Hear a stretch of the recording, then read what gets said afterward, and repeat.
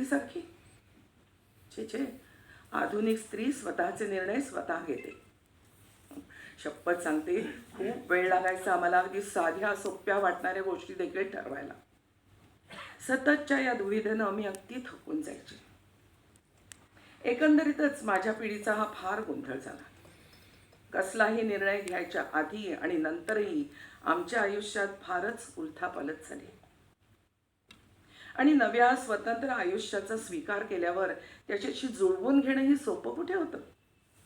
कुणाच्याही आधाराशिवाय हे मुक्त जीवनही अवघडच होतं. कमालीचं दडपण यायचं.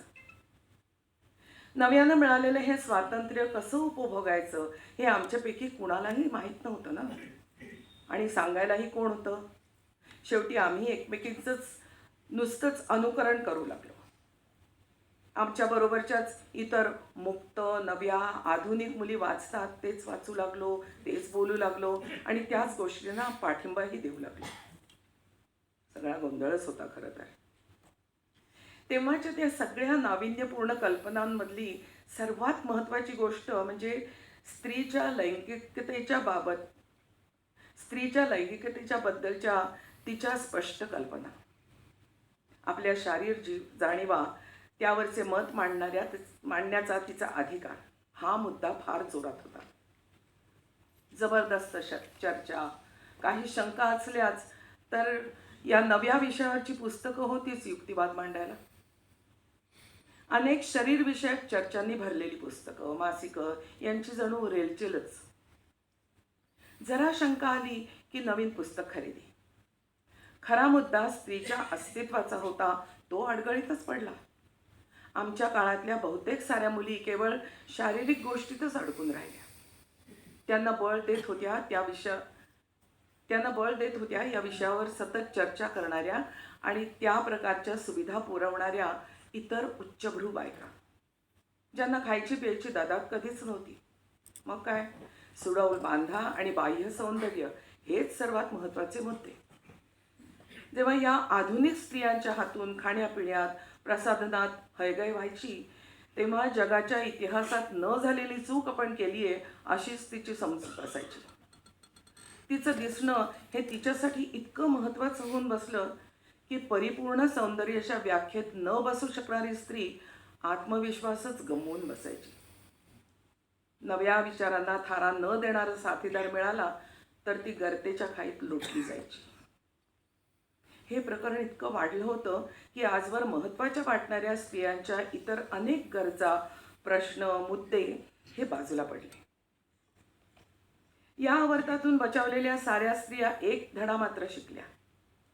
लैंगिकतेचे आविष्कार वगैरे सगळं ठीक आहे, परंतु हे सारं कुणालाही काहीही सिद्ध करण्यासाठी करायचं नाही आहे हे त्यांच्या लक्षात आलं.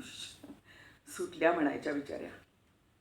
मी जरी या नवशिक्षितांमध्ये मोडत होते तरी स्वतःचे निर्णय स्वतः घेण्याचं बळ माझ्यातही नव्हतंच.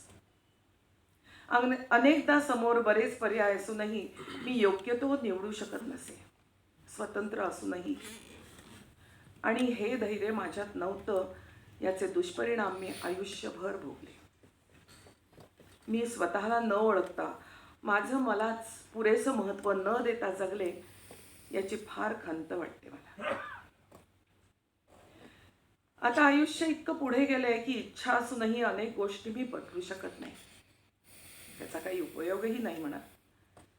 शेवटी या भल्या मोठ्या समुद्राची मी एखादी लाट आहे फक्त, आणि इतर लाटांप्रमाणेच मीही शेवटी एखाद्या काळ्या दगडावर आपटून संपून जाईल.